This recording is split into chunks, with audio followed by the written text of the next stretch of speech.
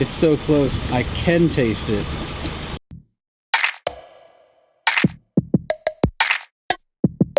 Here's the Robbie coming in clutch, and also with something to cut metal with.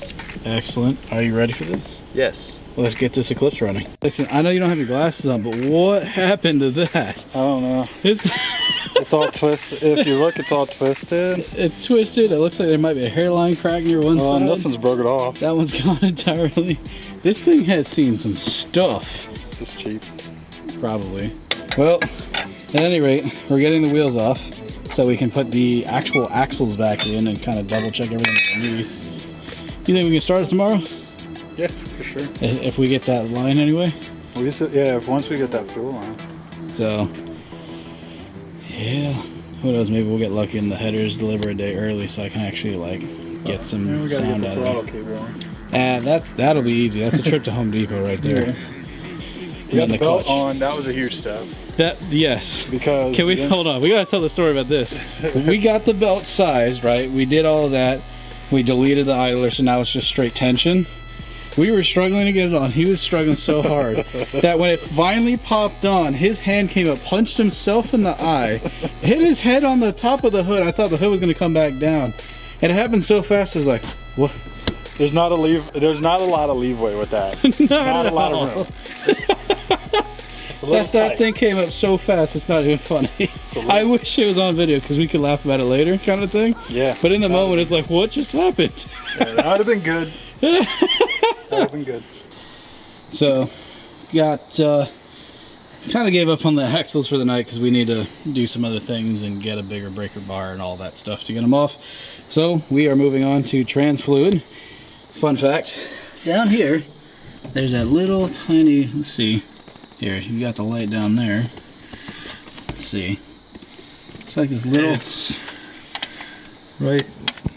Yep, there, right there. If you can see that, that is where our fill plug is.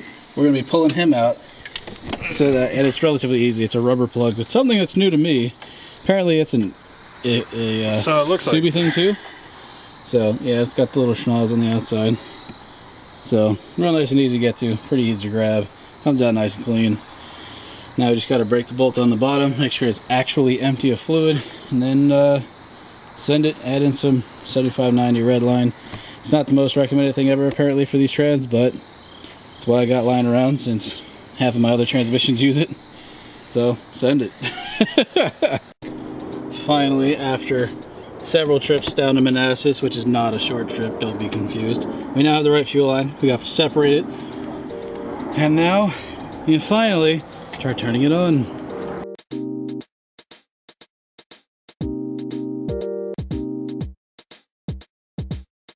Battery tray is installed, ECM is plugged in. It's not fully bolted in because we might need to remove it to get to anything. We don't have the PCV stuff like bolted up, at least not entirely, because we're not sure yet what we're going to do with it all. If we're just going to block it off or whatever. We're going to try to start the car. We just have to get the clutch put on. We're going to use the stock piece that was there. Should work because we got it unstuck and everything else. Everything should work. So now let's get that on, see if she cranks. Ian, tell me, do you bleed? I mean, after working on a 240.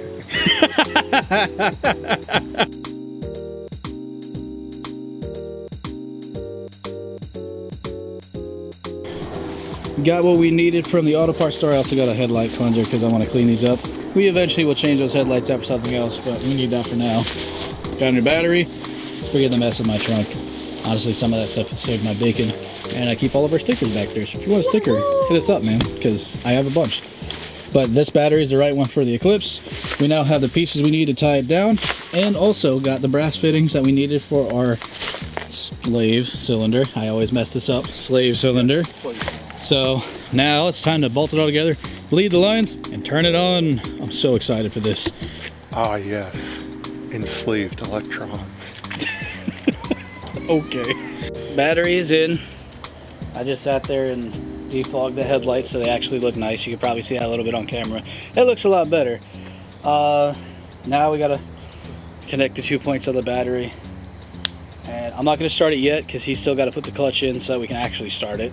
But I am going to try to see if things like wiper blades, lights, things like that, things that you need a fuse, if they will work, or if we need to replace those fuses.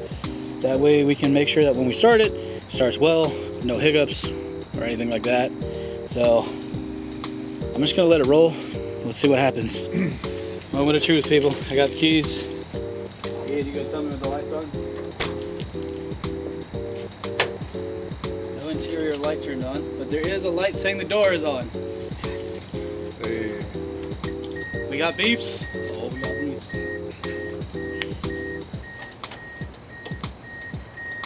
Check engine light came off. ECM is reset. Hey, the radio works. I'm gonna turn it off. Alright, headlights. That's side lights, running lights. Marker lights are on. Okay. Headlights. Yes. Both work. Give me the high beams. High beams. Oh. We got light? Yeah. Okay, one more test. Do your directionals. Yes. Yes.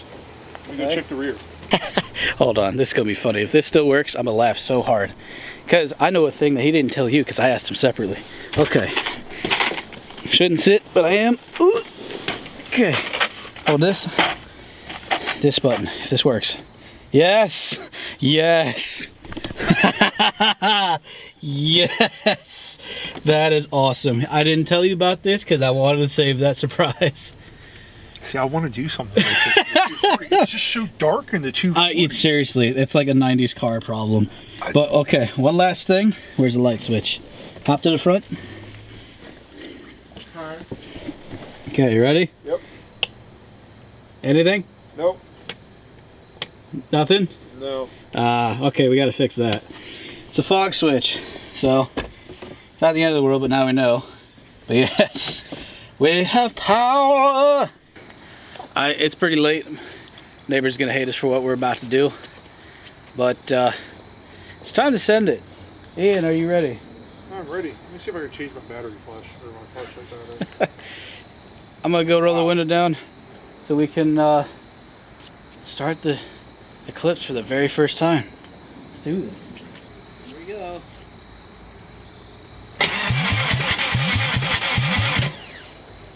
We have to get that pressure line to fill back up with fluid, so we're gonna have to do this a couple of times.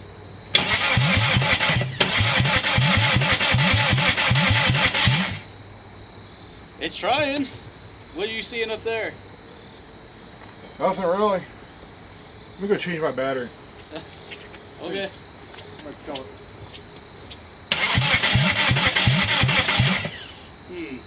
Ian just had a brilliant deduction. So this particular motor does not have a return line for gas.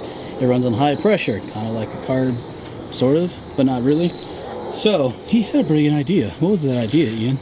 So when we were dinking around with the whole thing, we actually pulled the high pressure line off and we got sprayed with fuel, or I did anyway.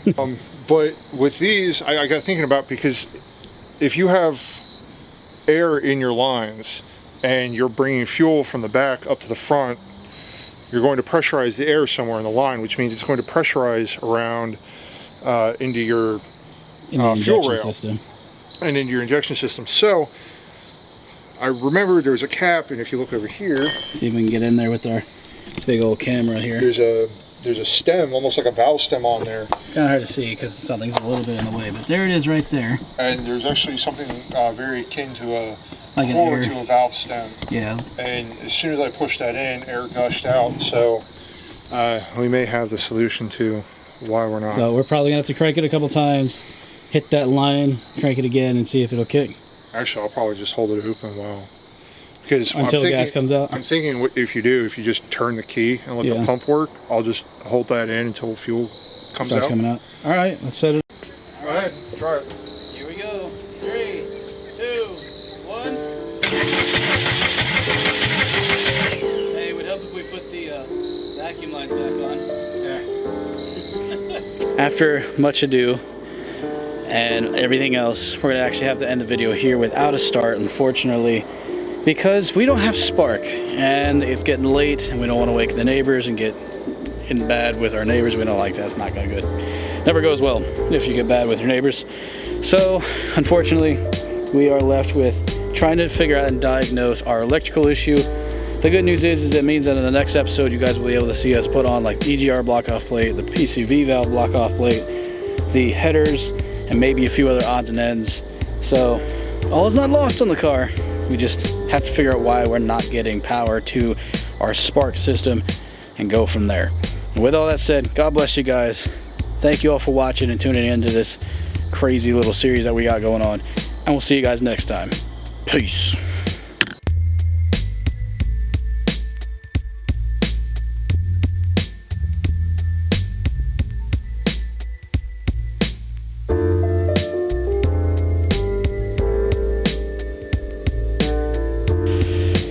Guys, it wouldn't be an episode of Car Rant, or a build episode of Car Rant, I should clarify, if it didn't rain at least once during the process of trying to get a dead car alive. Seriously.